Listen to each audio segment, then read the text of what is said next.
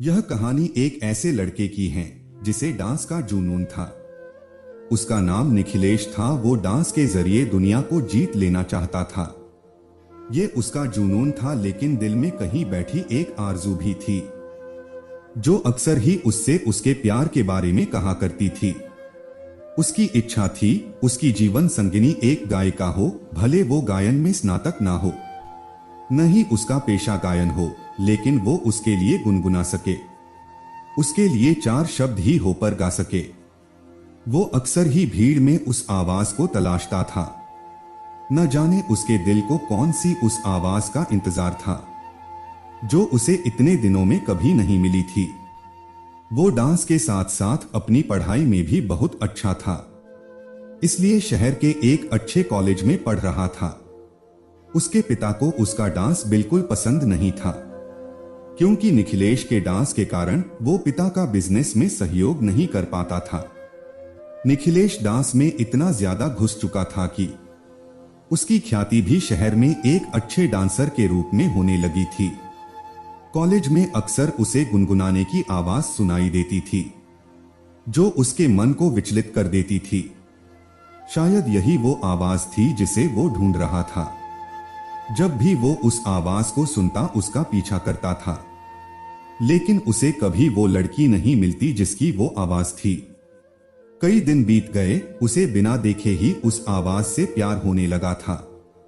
उसने अपने दिल ही दिल में उस आवाज के अनुरूप एक तस्वीर बना ली थी और अपने सपनों में उस तस्वीर से मोहब्बत करने लगा। एक दिन उसे फिर से वही आवाज सुनाई दी। उसने भागकर देखा तो कॉलेज के बगीचे में दो लड़कियां बैठी थी। उसे आज वो लड़की दिख ही गई जिसकी आवाज उसके दिलों दिमाग में छाई हुई थी। वो दोनों बहनें थी जो हमेशा ही साथ रहती थी। उनमें से एक का नाम आभा और दूसरी का नाम प्रतिभा था। आभा स्वभाव से शांत थी, अक्सर ही अपनी बहन के पीछे चुपसी खड़ी रहती थी। उसकी मुस्कान बहुत अच्छी थी, वो दिल की जितनी साफ थी। उसके चेहरे पर भी वही निर्मल भाव थे, लेकिन वो दिखने में बहुत साधारण थी। और इसके विपरीत प्रतिभा आज के जमाने की मॉडर्न लड़की थी जो बहुत बिंदास रहती थी। फैशनेबल कपड़े पहनती और घूमती फिरती एक जिंदादिल खुश मिजाज लड़की थी। जब निखिलेश ने प्रतिभा को देखा तो उसकी आंखें थम गई।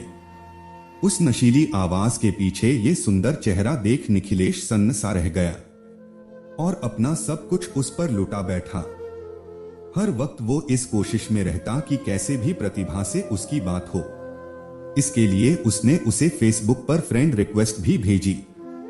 वो घंटों फेसबुक पर प्रतिभा से बातें करता, एक दोस्त की तरह उससे अपने सुख दुख शेयर करता, और दूसरी तरफ से भी उसे बहुत अच्छा रिस्पॉन्स मिल रहा था। निखिलेश की जिंदगी का खालीपन भर गया था। उसे एक साथी की आदत सी होने लगी थी। जब तक वो दिन भर की बातें फेसबुक पर उससे शेयर नहीं करता, उसका दिन पूरा नहीं होता था।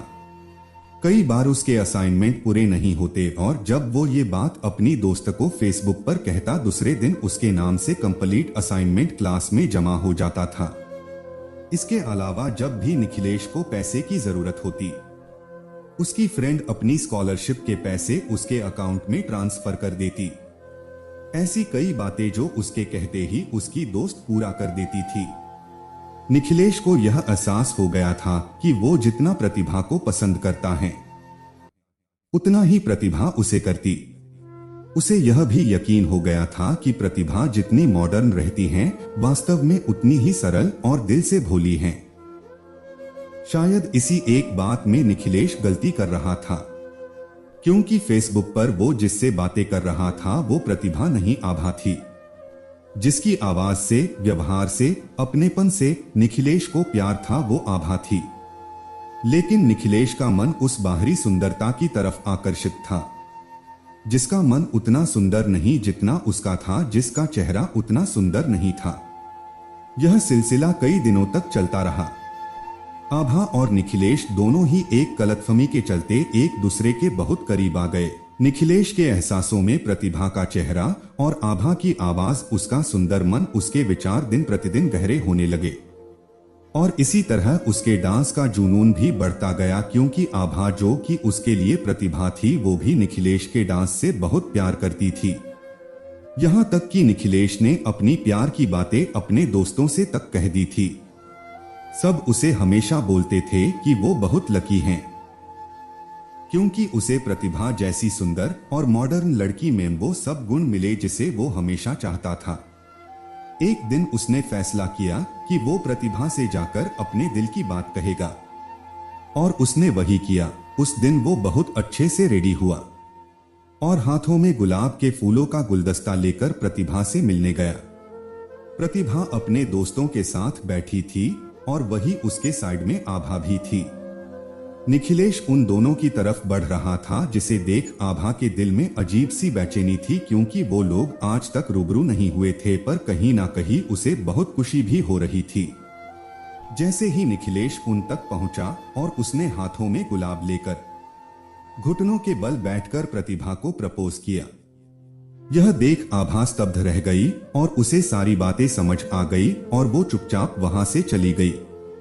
थोड़ी देर तक सब शांत रहा और एकदम ही प्रतिभा जोर जोर से हंसने लगी और उसने अपने दोस्तों के साथ मिलकर निखिलेश की बहुत हंसी उड़ाई और कहा कि तुम क्या सोचते हो, मेरे जैसी मॉडर्न लड़की एक नचनिया से शादी करेगी? मेरी पसंद तो एक पैसे वाला बिजनेसमैन है। और वो निखिलेश की बहुत बेइज्जती की। निखिलेश अपने गुस्से को पीकर वहां से निकल गया। तभी उसे आभा मिली। उसने निखिलेश से माफी मांगी, उसे बताया कि फेसबुक पर वो जिससे बात करता था वो खुद आभा थी।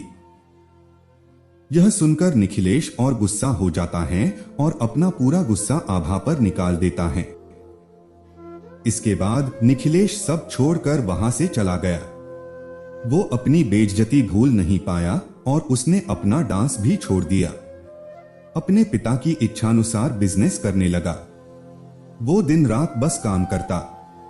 उसे बिजनेस में बहुत सफलता मिली, लेकिन हर रोज उसकी आंखों में वो एक दिन घूमता रहता जब उसकी बेइज्जती हुई थी। उसको सभी ऐशो आराम मिला, लेकिन चैन नहीं। उसके चेहरे पर हंसी तब ही आती जब उसे फेसबुक पर कही आभा की कोई बात याद आती थी। दूसरी तरफ आभा भी उसे बहुत याद करती थी। एक दिन आभा को एक बहुत बड़े डांस कंपटीशन के बारे में पता चला। वो चाहती थी कि इसमें निखिलेश हिस्सा ले, लेकिन वो कैसे निखिलेश को इसके लिए मनाती। उसे निखिलेश के बारे में बस इतना पता था कि वो अब टाउन में नहीं है और एक सफल बिजनेसमैन बन गया है। आभा ये जानती थी कि निखिलेश कितना भी अमीर हो जाए, वो डांस के बिना खुश नहीं होगा और वो उसे ये खुशी देकर अपने मन का बोझ कम करना चाहती थी। इसके लिए उसने निखिलेश का पता इंटरनेट से निकालकर उसे एक शुभचिंतक जो कि निखिलेश के डांस का फैन है के तौर पर एक लेटर भेजा, जिसमें डांस कंपटीशन का जिक्र था। असल में निखिलेश के डांस को सभी इसी तरह से पसंद करते थे, इसलिए निखिलेश को इस शुभचिंतक से कोई आश्चर्य नहीं था।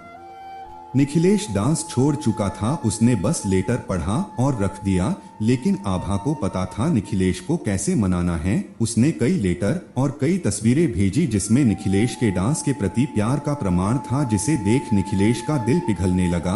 और आभा ने जब तक यह सब किया जब तक कि निखिलेश मान नहीं जाए, और निखिलेश को मानना पड़ा। निखिलेश ने फॉर्म भरा और जमकर तैयारी भी की। उसके चेहरे पर शांति और खुशी के भाव थे, जिसे परिवार और ऑफिस समझ रहे थे। वो दिन आ गया जब कंपटीशन था।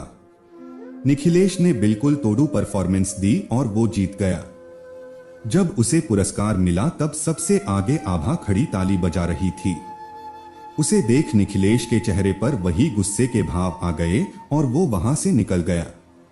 जब वो घर आया तो घर में उस शुभचिंतक ने फूल भेजकर उसका अभिवादन किया। साथ ही उसे एक लेटर भी लिखा जिसमें था कि आने वाले कुछ दिनों में उसे एक सरप्राइज मिलेगा। निखिलेश चौंक गया। उसे बार बार उसी बात का ख्याल सताने लगा। एक दिन शाम को घर लौटा तो घर पर प्रतिभा और उसके माता पिता प्रतिभा के रिश्ते के लिए आए थे। असल में आभा ने प्रतिभा और निखिलेश की शादी के लिए अपने माता पिता और प्रतिभा सभी को मना लिया था। आभा हर हाल में निखिलेश को खुश देखना चाहती थी, इसलिए पहले उसने निखिलेश को वापस अपने डांस से मिलवाया और फिर निखिलेश को प्रतिभा से। निखिलेश कुछ देर सभी के साथ बैठा पर उसका मन नहीं लग रहा था। उसने कमरे में जाकर फ्रेश होने की इजाजत ली और वहां से अंदर चला गया। अपने कमरे में बैठकर निखिलेश सारी बातें सोच रहा था कि कैसे उसने एक आवाज सुनी, फिर उसकी बात आभा से हुई। वो कितना खुश था जब आभा हर परिस्थिति में उसके साथ ना होते हुए भी थी। लेकिन ये सब उस दिन खत्म हो गया जब गलतफहमी दूर हो गई। लेकिन फिर से उसे वही सब महसूस हुआ जब उसने उस शुभचिंतक के लेटर को पढ़ा और उसकी बातों को माना। निखिलेश ने एकदम ही शुभचिंतक वाले लेटर निकाले और उसे असाइनमेंट की कॉपी से मैच किया। उसे समझ आ गया कि इस सब के पीछे कौन है। उसे सारी बातें समझ आ गई और यह भी कि वो क्या चाहता है। वो कमरे से बाहर आकर सबके बीच बैठा और उसने प्रतिभा के पिताजी के हाथ पकड़कर कहा कि मैं शादी के लिए तैयार हूं, पर मेरी एक शर्त है। मैं प्रतिभा से नहीं, आभा से शादी करना चाहता हूं। वो सभी को कहता है मैं भी औरों की तरह सुंदरता में प्यार ढूंढ रहा था, ये भूलकर कि मुझे जिस आवाज से प्यार था उसका चेहरा यह तय नहीं करता कि आवाज कितनी सुंदर है। मेरे दिल को जिसने छुआ था असल में वो आभा ही थी। उसकी पूरी बातें सुन सभी की आंखें भर गई और निखिलेश और आभा एक हो गए। आभा का मन बहुत साफ था, इसलिए उसे उसका प्यार मिलता है और तभी तो हम कहते हैं मन चंगा तो कठौती में गंगा। यह कहानी कैसी लगी जरूर कमेंट बॉक्स में लिखें और वीडियो को लाइक करके चैनल को सब्सक्राइब करें। धन्यवाद।